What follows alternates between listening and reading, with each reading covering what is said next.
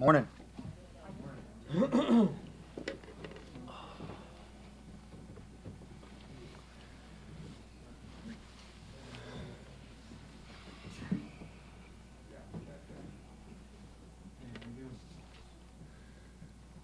All right, good morning. Well, it's a new day here in Jacksonville. Over the last 72 hours, we have experienced an event that the national weather experts in our community have not seen. We're on the other side of it now, and there's a lot of work to be done. I want to thank the people that evacuated. I know that wasn't an easy decision to leave your homes, but you made the right decision. I know you want to get back home and get back to your property. So I am lifting the evacuation order at noon today. I spoke to the governor. We have been in constant contact, spoke late last night and again this morning. He got with the Florida Department of Transportation to make sure we could clear the bridges, and that has happened. So here are the arteries. You can get back into the beaches at noon today. Beaches, Atlantic, and JTB. Wonderwood would not be an option at this point. So Beach, Atlantic, and JTB, you have access back into the beaches. Please know when you get in, you're going to continue to see flooding, damage, and power outages. But again, it's important to us that we get you back home, so the evacuation order is lifted today, effective at 12 o'clock noon. We will be assessing today a whole series of things, one of which is schools. We don't have an answer yet. I'll be speaking with the superintendent today. Schools and city employees. And that's a function of primarily of power, which we'll talk about here in a moment. With that, I'll turn it over to the sheriff. So good morning. One thing we want to emphasize today is just to be patient with us, not only up till noon, but after that as well. We still have a lot of work to do. Just a quick update from last night. So we had, roughly between 500 and 600 officers working the street last night. At one point, we had 300 calls for service holding. We have got that down currently to about 30 calls for service. So a lot of great work last night by the men and women out there working. The mayor addressed the beaches access. The bridges in town, there are no bridges closed in town right now, so again, free movement through the city. Traffic looks good. We would still encourage people, if you do not have to travel, if you don't have anywhere to go, don't ride around and sightsee. We still have a lot of workers out on the street. We've got public safety and again, JEA and lots of people out, again, trying to restore services and normalcy to the city. So if you can stay off the roadways, if you don't have to go anywhere, don't, and just let us, that'll be easier for us to get around and be able to do our job. So. No major incidents really to report, just a lot of work to do, a lot of things that you would expect to see in a storm like this. So again, I want to thank everybody for their cooperation, ask them for their continued patience throughout the day to day. Just continue to work with us. We'll continue to message to you, and we'll get through this. So thank you.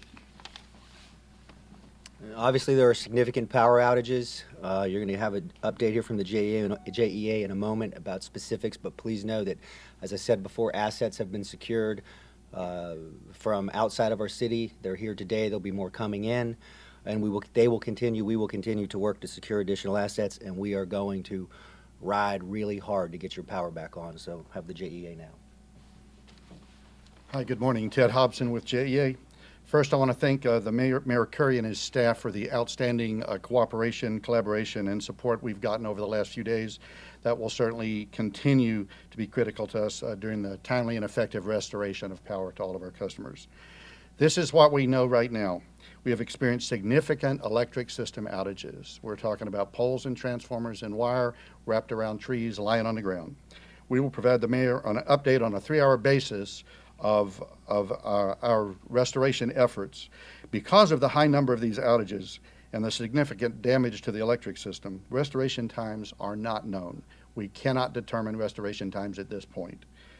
Customers should plan, therefore, for power to be out for several days. You need to plan on long power outages. We're going to work through this as quickly as we can, but you need to plan for long power outages. Over 245,000 customers were out at the height of the storm last night. That's over half of JEA's customers. Currently, we've got about 215,000 customers out, and we will continue to work through this event and reduce that number to 0 as rapidly as we can. I do want to point out that JEA water customers in St. Johns County, east of the Intercoastal and Mayport Village, also are under a boiled water advisory. So please pay attention to that. Also, if you're a water customer and your water was off during the event, you should go ahead and boil water just like you got a boiled water advisory. Now let me tell you what JEA is doing. We have already started restoring critical sites, which are hospitals, public safety, and other life support sustaining institutions. We have more than 1,426 JEA employees involved in the restoration. So far, we have 8 mutual aid crews. We have mutual aid crews that came in before the storm and rode the storm with us. We have mutual aid crews that are coming in today, and we have mutual aid crews that are coming in tomorrow. All told, by tomorrow, we will have 36 mutual aid crews from Florida and 2 other states. So again, we had them before the storm, we had some arrive today, and we've got more arriving tomorrow. We're going to do all we can to put these crews to work and effectively, efficiently restore power. We also have over 100 people involved in tree removal. Both the mayor and the governor have stated that if there's anything we need to expedite and move this process forward quickly, to let them know. We have done that, and we will continue to make those requests. I do want to reiterate, because of the high number of outages and the significant damage to the electric system, we don't know restoration times right now. We will post the information we have on JEA.com, so please follow that. But again, please plan for long outage times. You can be assured that JEA will work as quickly and safely as possible to restore the power. But I do want to point out there's a lot of wire down. We cannot ensure this wire isn't hot. You should treat all lines like they're hot and call 630-CITY. Likewise, if you've got a generator, you can power your appliances with a generator. Do not connect the generator to your house wiring. If you do that, it will endanger you, it will endanger other customers, and endanger JEA crews. So that's my last safety tip. Please be careful with those generators. Thank you. Thank you. Now Mayor Reeves with Atlantic Beach. Thank you, Mayor. I also want to say I want to thank Mayor Curry and his staff for working with the cities at the beaches. It's in the communication, it's been open communication. Special thanks to Sheriff Williams to loan us the law enforcement officials to help us get through this situation. I got to tell you, through this thing, our heroes, our number one heroes, are the people that evacuated. That's the heroes. Because you may be frustrated right now, you may be a little depressed that you're not home, but the good news is you're coming home, and it's important. So I think we made the right decision. You made the right decision, and if it ever happens again, stay on track, make the right decision. I want to take 1 second to thank the governor for the personal call and his concern about our community, and the Secretary of DOT for working with us to get the bridges back over. I just want to thank all those, and as Bear Lathan would say, it's his words, is we may be 3 different cities, but we're one community, and we have worked on this project as one community. And thank you so much. Thanks, Mayor. Director Woodard. Thank you, Mayor. The Emergency Operations Center remains fully activated. You have your key city agencies and departments working around the clock, along with our other federal, state, and local partners, including Department of Defense. We have the Navy that's been with us as well, representing the Navy community. And we'll continue to be activated for the duration of this event. As power comes back on and as the mayor lifts the evacuation notice, we'll start transitioning people from those shelters back home.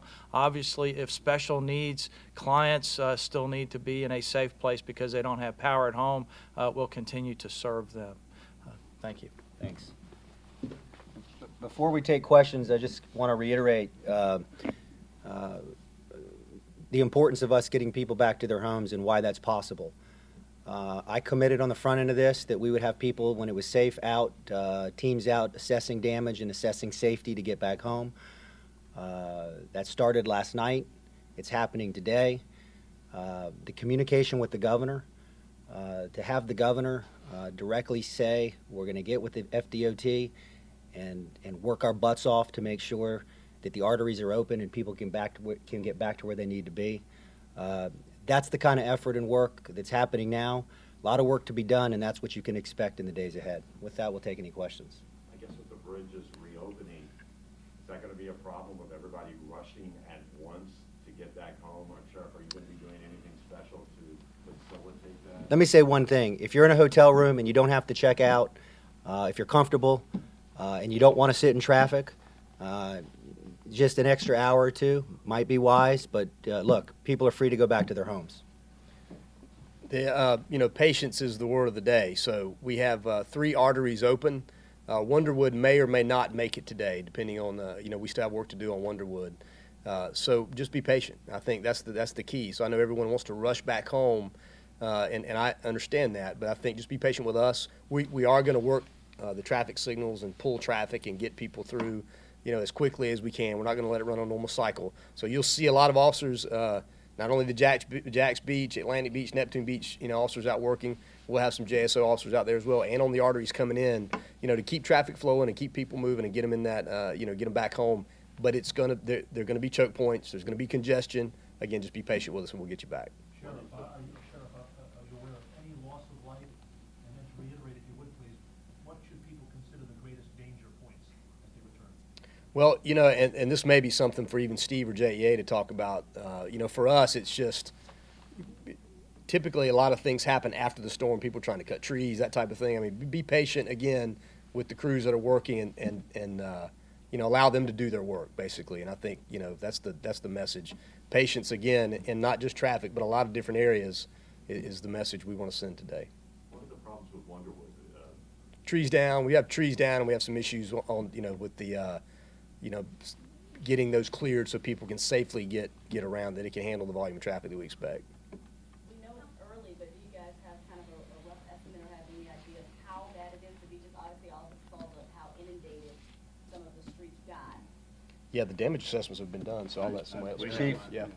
Sure. As far as damage assessments, we're out right now. We have crews, urban search and rescue crews canvassing the county. Windshield assessments is everything you've seen on your news, trees down, power lines down, things like that. Early estimates from the beach is looks fairly good. Clear roads, with the exception of some obvious trees down, wires down, poles down. All in all, the beaches look pretty good compared to our counties and our cities to the south. We did seem to be okay. The lineman that was injured, how is he doing? Yeah, the update on that is he is still in the hospital. He is progressing, we believe, well. He is visiting with family and friends and even his crew members. So that's the report on the lineman. Thank you. I know you all said that you don't have an exact end date for when all the power will be back on, but is there a worst-case scenario of when all systems will be back on? Now, we have no estimate right now. We'll know better after we get through and survey the system, do the damage assessment. But right now, we do not have an estimate. The governor and I have both, as was stated, have made it very clear that any assets or resources that are needed to help the JEA with power restoration, we will use our authority, our power, and our network to get assets and resources here when asked. I know there's a lot of people out now cutting limbs, doing all of that.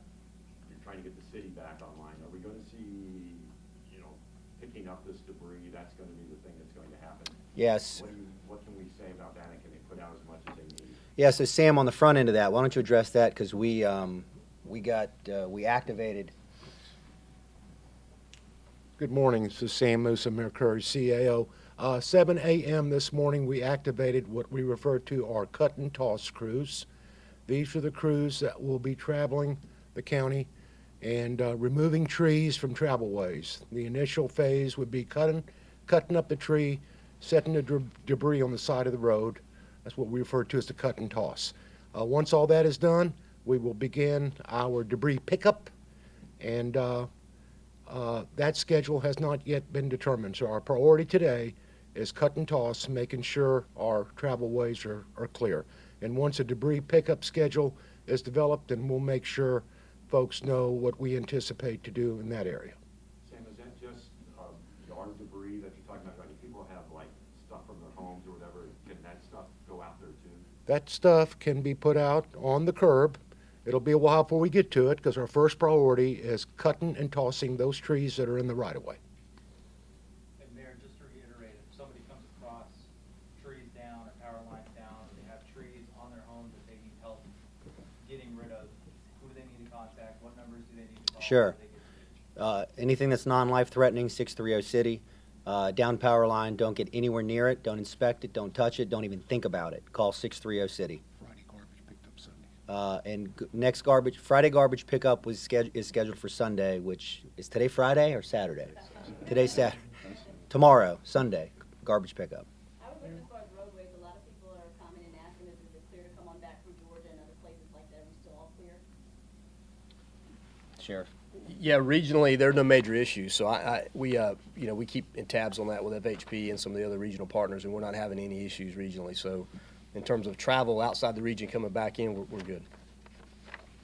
Mayor, have you been able to assess any parts of the city per se? I know the beach is hard, but what's happening here? Have we had structural damage anywhere? That type of thing. Have you heard of any problems like that other than trees? Well, most of what I've experienced has been tree damage. You know, I drove around and saw pretty significant, but we'll continue to assess that throughout. That's what we're going to be doing today, assessing and working. Working hard. As I said when I talked about power, all of the issues that we face, we are going to ride our people and ourselves hard to get back to normal. Have you heard that the airport, is it open? They were closed yesterday, but I believe they're open today. Director, do you know? We need to confirm that for you. We'll get confirm back that. with you. We'll get that to you ASAP. I know there are some flights going out or scheduled later this afternoon. Is there anything specific, Mayor Curry, that you and the city are expecting or waiting for from the state of Florida at this time? Oh, the governor has been fantastic. I can't tell you the amount of communication and response. You know, you communicate, you ask for something, you say you have a need, and it gets done. So I would argue that the governor is doing exactly what I said we're going to do here, and that is we're riding each other really hard to get back to normal. Anything you're going to show him today? Areas you want to take him when he comes in? Stay tuned on that. As you know, we'll be together shortly. Mr. Mayor, is the city or the sheriff's office or the fire rescue plan on having a helicopter or a plane up in the sky today to assess the damage? Sheriff, do you want to address that? Yeah, we can at some point, and we'll use our air unit for some damage assessment in the county. So yes, yes, it'll be sometime today. Airport is open with limited flights, so check the airlines. Thank you, Director. As for injuries, Sheriff, I know, did we have any fatalities, and were there any injuries? So Kurt, you can tag in on that with us too. Yeah. Sure. Right now, we did have a fatality. We don't want to yet disclose if it was storm related. We're going to let the medical examiner determine the cause, but we did experience a fatality. We had 14 carbon monoxide poisonings that occurred last night. So I would really like to stress, as people fire up generators in the days to come, while they're waiting on that power restoration, please keep those generators outside the home. 14 last night is way too many for an event as a total, but certainly just within the few hours of the storm, that number was extremely high. So be safe as it relates to that. Other injuries include, falls, trips, things like that, people going outside, getting caught up in the storm, and I certainly don't have those numbers, other than to say that the last 12 hours call volume during the storm was the highest we've experienced, period. Just making sure all 14 of those carbon monoxide poisonings were related to generators inside of homes? Yes, sir, they all. Were they all in the same location? Or? I don't want to commit to an exact address, but we had 14. What's the status of the shelters? Will they be getting replacement? You know, once again, there are different phases of that, particularly the people with special needs who may still have some power requirements. And we're going to take care of those people. We'll work with the shelters. We'll work with the individuals. We'll work with the Red Cross. We'll work with JTA to transition those people back home when it's safe to do so. Okay, thank you.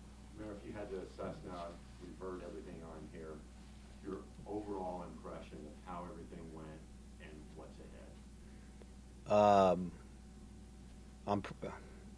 We prepared. These professionals here, your city prepared, all of these folks, and we've got a lot of work to do. So, I'm grateful that the damage wasn't worse than it is, but there's a whole lot of work to do. There's a lot of people suffering right now. They want to get back home. People that are home, they're hungry, they're tired, they don't have power.